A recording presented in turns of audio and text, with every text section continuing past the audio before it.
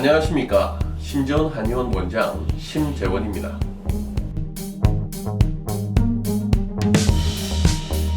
성조숙증은 아이의 사춘기가 빨리 오는 것이라고 생각하시면 되는데, 우리 예전에 조부모 세대라든지 부모 세대 때는 이 질환이 질환처럼 여겨지지 않았어요. 제가 한 10여 년 더 전에 이제 성조숙증 치료를 시작했을 때도 주변 분들이 도대체 뭘 치료하는 거냐고 반문하시는 경우가 굉장히 많았어요. 그만큼 알려지지 않았던 문제인데, 최근에는 연간 49%씩 이렇게 빠르게 증가하는, 그러니까 단일 질환으로는 증가율이 가장 높은 질환이 되었습니다. 그리고 이 성조증이라는 건 사춘기가 빨리 오는 건데, 어느 시점을 의학적으로 성조증이냐 부르냐면은, 여자아이들 같은 경우에는 만으로 8세 이전, 남자아이들 같은 경우에는 만으로 9세 이전에 성징이 나타나면 성조숙증이라고 부를 수가 있습니다. 그러면은 성징이라고 하는 게 뭐예요? 그래서 이제 성적인 징후죠. 이 여자아이들 같은 경우에는 제일 대표적인 것이 가슴 몽우리가 잡힌다. 그리고 이후에 가슴이 또 간지럽거나 살짝 부딪혀도 아프다. 피지 분비하고 여드름 생기고, 또 머리 냄새, 땀 냄새가 많이 나고요. 그래서 어머님들이 머리 냄새, 땀 냄새 날 때, 선생님 요즘에는 하루에 3번 머리 감는데도 머리가 계속 끈끈하게 붙어 있습니다 라고 얘기하시는 경우가 굉장히 많습니다. 그리고 사춘기의 중간쯤에 보통 음모가 좀 나고요. 사춘기 끝날 무렵에 앵모, 겨드랑이 털이 나는 경우가 많아요. 그리고 아이들마다 좀 다르긴 합니다만 냉 같은 분비물이 나올 때도 한 번씩 있습니다.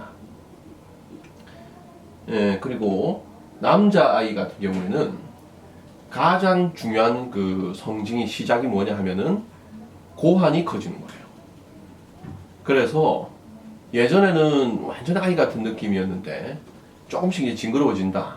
우리가 고환 크기를 잴 수는 없으니까요. 근데 고환의 느낌이 변한다. 이렇게 생각하시면 되겠습니다. 그리고 당연히 음경이 길어지면서 색깔도 변하고요. 또 다른 이제 여자아이와 같이 피지가 분비되고 여드름도 생기고, 또 머리 냄새, 땀 냄새 나고요. 음모나 앵모도 이제 생기게 됩니다. 아까 음모, 앵모는 대충 나는 시점이 있다고 얘기를 드렸고요. 그리고 그 사이 중간에 목젖이 나오면서 변성기도 시작됩니다.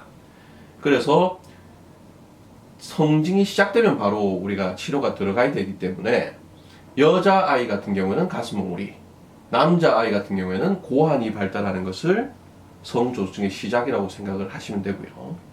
하나 여기서 주의하셔야 될 점은, 가슴몽우리가 생긴다고 해서 다 조기성숙은 아니에요. 그러니까 우리가 진짜 조기성숙이라고 하는 것은 이 뇌하고 아래쪽에 있는 정소난소가 길이 열려야 됩니다. 이걸 우리가 성선축이 활성화된다고 하는데, 길이 열리지 않았는데도 가슴 몽우리가 잡힐 때가 있어요. 그걸 우리가 가성 호르몬 상승 현상이라고 해서, 뭐 환경 호르몬이라든지 또는 뭐 초유 오메가3, 또 홍삼이라든지 또는 베리 종류의 음식물이라든지 이런 것들을 일시적으로 너무 많이 먹었을 때 이놈들이 자기가 성호르몬인 줄 알고 작용을 할 때가 있어요. 그래서 이 외부에 의해서 생긴 문제로 일시적으로 가슴 몽우리가 잡힐 수 있다. 그것을 가성 호르몬 상승 현상이라고 하기 때문에 이런 것들은 생기자마자 혈액 검사를 통해서 검사를 꼭 할 필요가 있다. 이걸 기억을 해주시면 참 좋겠습니다. 그러면은 이 성조숙이라는 게 왜 생기냐 얘기했을 때, 부모님 중에 한 분이 성조숙이면 애기들이 성조숙 오기가 참 쉽습니다. 그리고 아버님 키가 165 이하, 어머님 키가 155 이하일 때도 이런 성조숙이 좀 생기는 경우가 많아요. 그러니까 좀 억울하죠. 부모님 작은데 성조숙이 생기기 더 쉽다. 그리고 여자아이들은 약 30kg, 남자아이들은 약 한 40kg쯤 넘어가면 이 몸에서 야 이제 시작을 해야 되나 보다라고 생각을 합니다. 그래서 여자아이든 남자아이든 나이에 맞지 않게 체중이 많이 늘어나게 하는 것, 요거를 좀 막아줘야 된다. 우리 할머니, 할아버지 때보다 아이들이 4년이나 빨리 사춘기가 오거든요. 부모님에 비해서 2년 더 빠른데.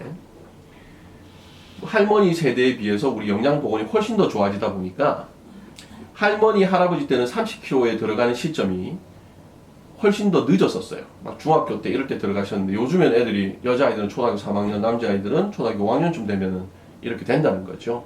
그래서 체중이 급격하게 너무 빨리 많이 늘어나지 않게끔 관리해 주시는 거. 요것이 성조증을 예방할 수 있는 좋은 방법이 될 수 있습니다. 그리고 이 스트레스가 우리 성 호르몬들을 교란시킵니다. 우리 분노와 걱정과 노심초사들은 호르몬들의 안정을 깨버려요. 그래서 일시적으로 호르몬이 교란되면서 성조증이 올 수도 있거든요. 그래서 정말 스트레스를 많이 받는다라고 하는 것은 키성장 또 성조숙 이런 것에도 굉장히 영향을 많이 미친다라고 하는 사실을 기억해 주시면 좋겠습니다. 그리고 또 환경 호르몬. 그 다음에 요즘 자기 전에 스마트폰 너무들 많이 보지 않습니까? 이런 빛의 영향들, 우리 블루라이트라고 하는 이런 빛의 영향들, 그리고 TV나 이런 것들, 그리고 이 스마트폰 TV를 통해서 나오는 컨텐츠들이 아이들의 나이에 맞지 않는 경우도 굉장히 많잖아요. 그래서 이 정신적인 부분, 정서적인 부분들을 자극해서 호르몬들이 교란될 수도 있기 때문에 이런 부분들을 조절해 주시면 참 도움이 많이 될 것 같습니다.